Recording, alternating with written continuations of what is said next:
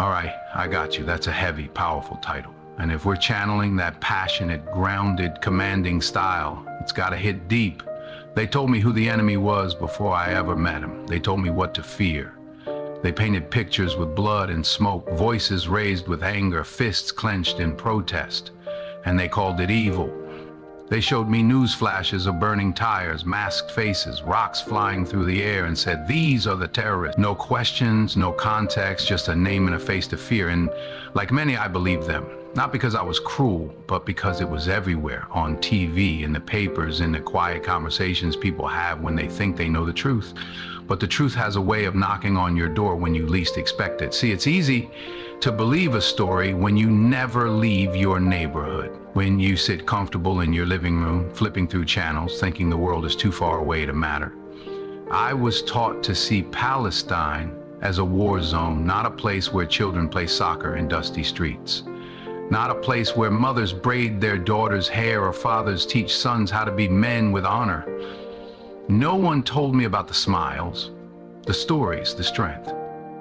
They just gave me explosions, sirens, and headlines, and I accepted that. But something didn't sit right. There was a quiet in me that felt loud every time I saw another bombing labeled retaliation. Every time I saw civilians turned into statistics, something in me kept asking, is this really all there is to the story? So I went looking for more. And it didn't take long for the cracks to show. The language alone told me who was supposed to be human and who was supposed to be feared. One side had defenders, the other had militants. One side had losses, the other had casualties. They never said the names of the Palestinian dead unless it was to link them to some shadowy group. They never said they were mothers, teachers, poets, students, grandparents. They never said they were human. And when I began to see that, really see it, I started to realize how deep the lie went. I saw kids walking to school past checkpoints with guns pointed at them. I saw homes demolished in the night while babies cried under moonlight. I saw prayers whispered between walls, between bombings, between funerals, and none of it looked like terrorism to me. It looked like survival. It looked like a people who'd been dehumanized so thoroughly that the world stopped blinking when they died. That's when the anger came. Not at the people I was taught to fear, but at the voices that lied to me. At the voices that made me look at a freedom fighter and see a criminal. That made me look at an occupied people and think they were the aggressors. The anger was real, but it wasn't aimless. It had purpose. It pushed me to unlearn, to dig deeper, to listen, really listen, to the ones whose voices had been silenced. And I'll tell you this, once you see the humanity in someone you were told to hate, there's no going back. You can't unsee it. You can't return to comfort. And maybe you shouldn't, because that discomfort, that's your conscience waking up. That's truth demanding space in your soul. They called Palestinians terrorists, but when I opened my eyes, all I saw were people. Brave, beautiful, broken, unbreakable people. And that was just the beginning. I didn't go searching for a revolution. I didn't set out to change my beliefs. At first, I just wanted to see for myself. The headlines, the debates, the sound bites, they all started to sound the same. Cold, distant, politicized. I was tired of being fed opinions dressed up as facts. So I packed my doubts with my suitcase and stepped into a world I had only ever seen through a screen. Palestine wasn't a place to me, it was an idea, a word wrapped in controversy, a flash on the evening news.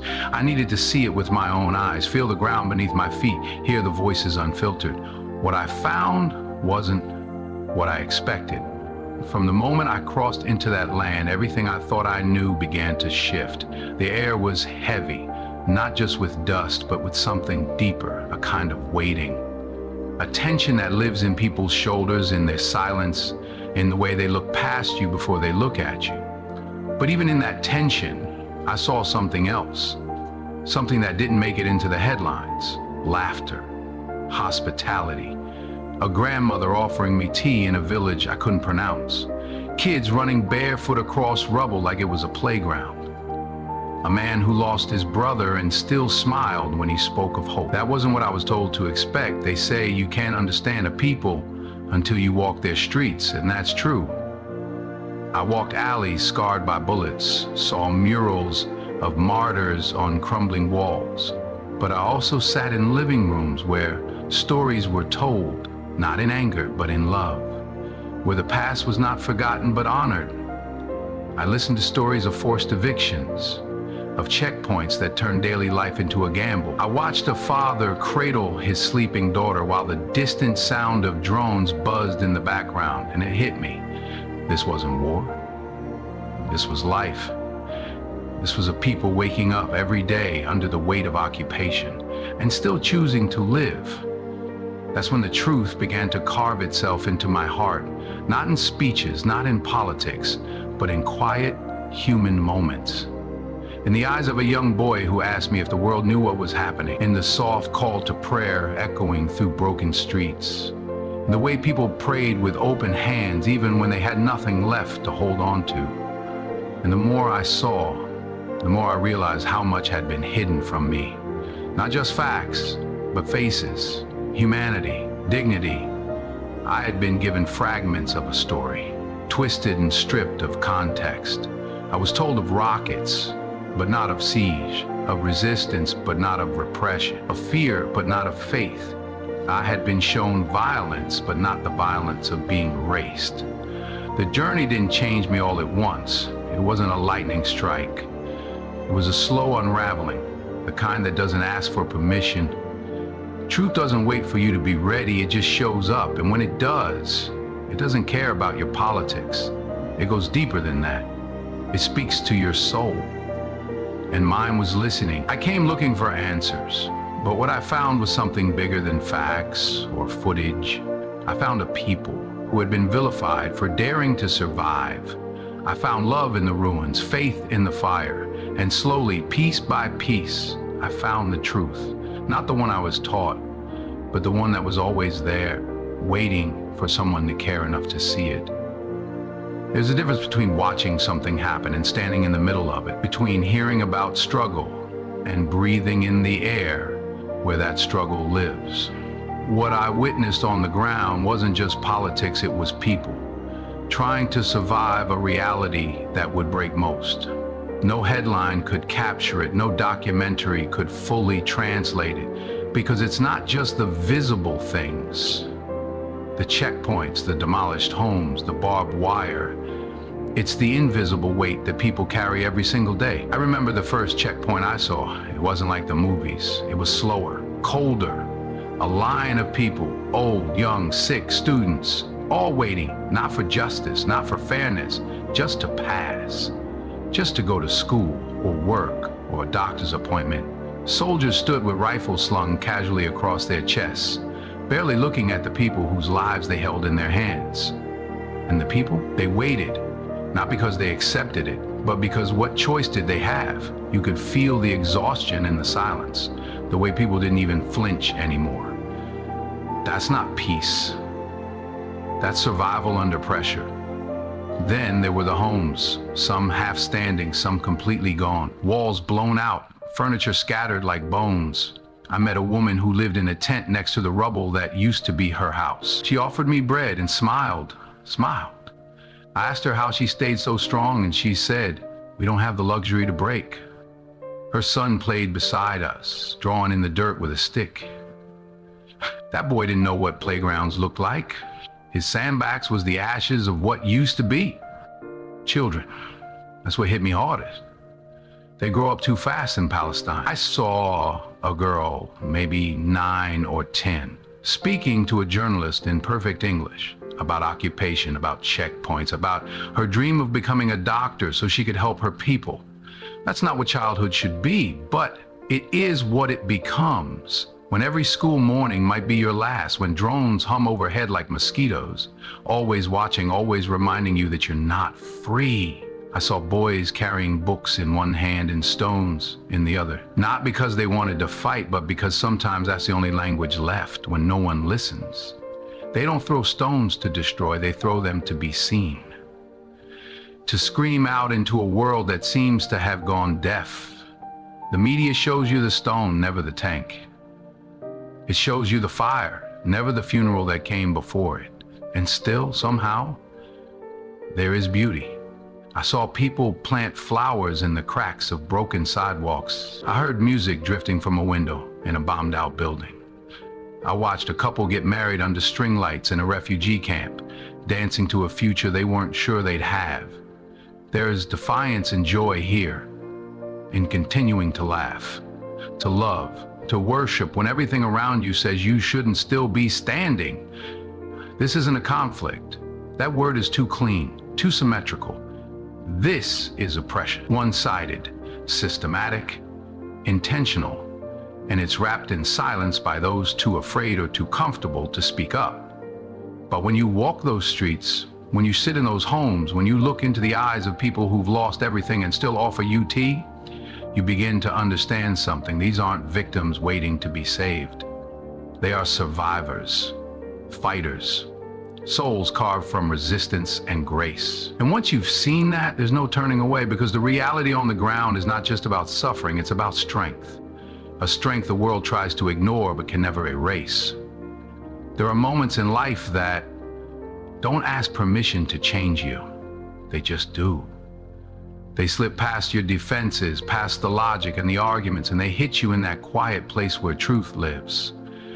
For me, that moment didn't come with a loud bang. It wasn't some dramatic encounter. It came in silence, in stillness, in a moment so tender, so human, that it broke something open in me I didn't know was closed.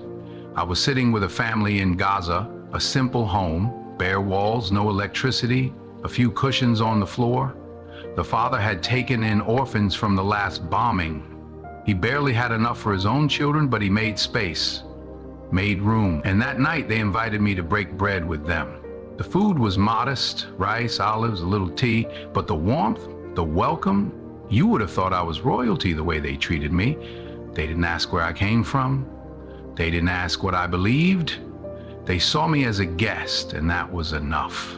As we sat together, the call to prayer echoed through the night. No electricity, no lights, just stars, and the voice of faith floating in the darkness. And I watched as the entire family rose to pray. No one told them to, no reminder, no pressure, just a deep internal rhythm guiding them to their prayer mats.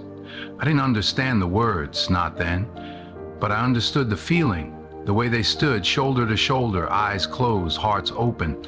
The way the youngest child mimicked emotions with the innocence only children have. It hit me like a wave. These people who had lost so much, who lived every day under siege, who had no guarantees of tomorrow, still prayed with gratitude, still believed, still stood before their Creator with peace in their posture.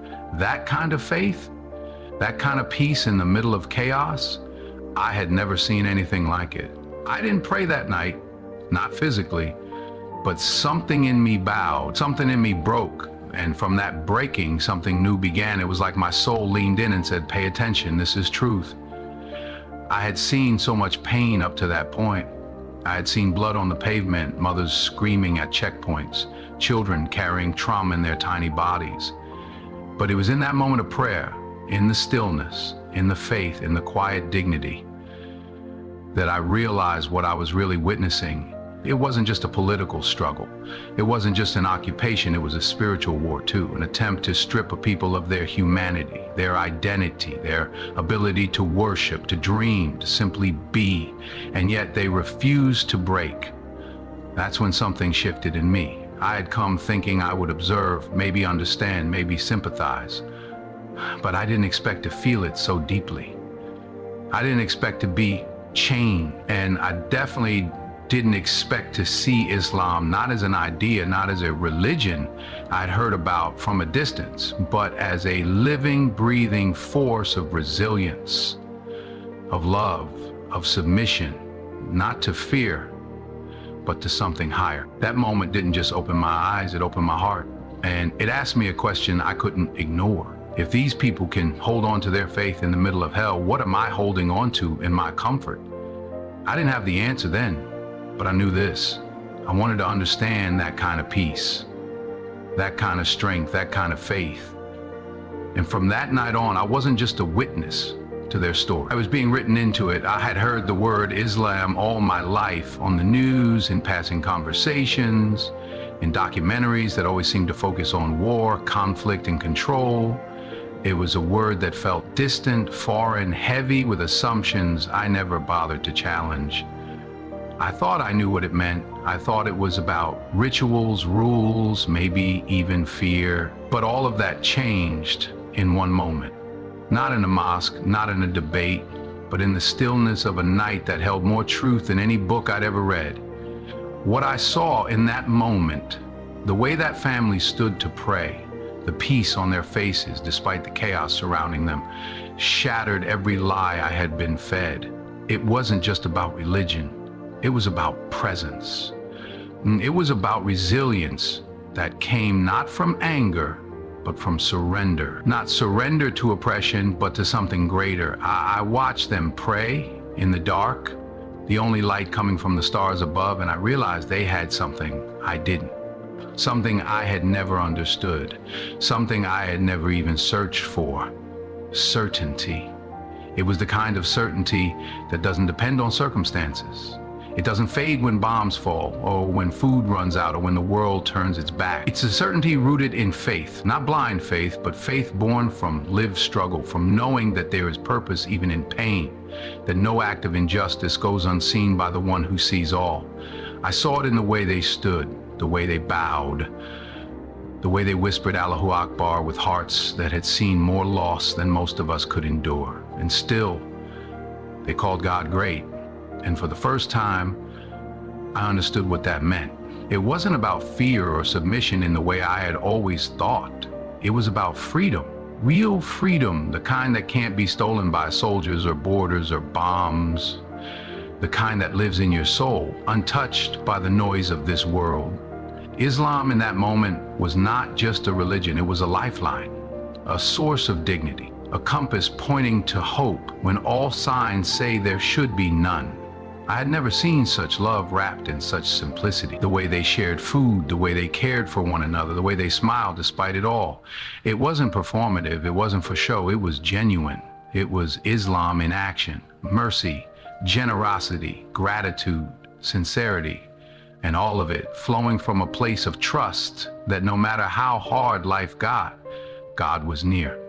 I started to see the Quran not as a book of rules, but as a guide for survival, for beauty, for justice. I saw prayer not as a task, but as a conversation. I saw fasting not as punishment, but as discipline, a reminder of what matters.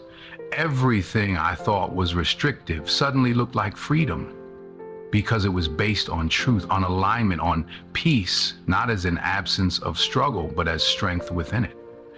Islam in that moment meant home, a place the soul returns to when the world grows cold. It meant identity, not one forced by culture or society, but chosen in the deepest parts of the heart.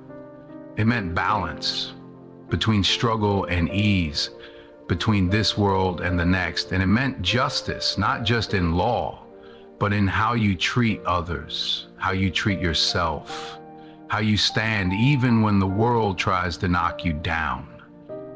I didn't become Muslim in that moment, but something inside me did. A seed was planted, a light turned on, and I knew I could never go back to the way I saw the world before, because now I had seen Islam not just with my eyes, but with my heart. There's a difference between watching and seeing. Watching is passive. It's what you do when you flip through channels or scroll through headlines.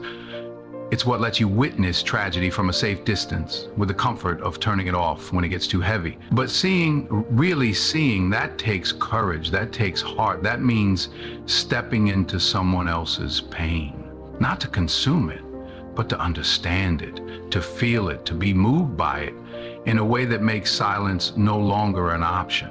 Too many people are watching what's happening to Palestine and calling it awareness. But awareness without action is just another form of apathy. It's not enough to say that's sad or that's unfortunate and then go on living untouched, because what's happening over there isn't just a political issue, it's a human one. It's a test of our collective morality. And failing to speak, failing to act, failing to even care is choosing a side whether you realize it or not. I've seen the truth with my own eyes. I've looked into the faces of mothers who buried their sons. I've heard the quiet strength in the voices of fathers who still teach their children to love in a land that taught them to fight. And I've felt the weight of a story that's been twisted, buried, denied for far too long. So this is a call not just to hear, but to listen, not just to look, but to see the people, see their humanity, see beyond the headlines, beyond the labels, beyond the convenient lies, because once you truly see, you can't unsee. You can't stay comfortable in your silence. You can't keep pretending it's not your concern. You don't have to be Palestinian to stand for Palestine. You just have to be human. You just have to care enough to let the truth in. And when you do, when you allow yourself to feel it, it will change you. It will wake something up inside you, something brave, something honest, something necessary. This isn't just about them. It's about us. About who we choose to be in a world that's begging us to care. So don't just watch, see, and once you do,